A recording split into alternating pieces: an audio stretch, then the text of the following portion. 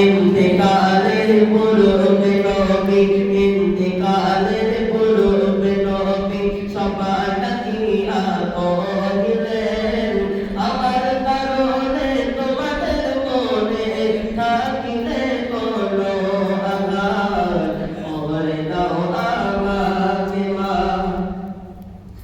এ কথা শুনিয়া সাহাবা বনিরা, এ কথা শুনিয়া সাহাবা বনিরা রেগে উঠে বলিল, কেমন সে আঘাত বলো এ আঘাত, নগর নিয়ে নেব তোমার প্রাণ, জলদি করে করো বয়ান।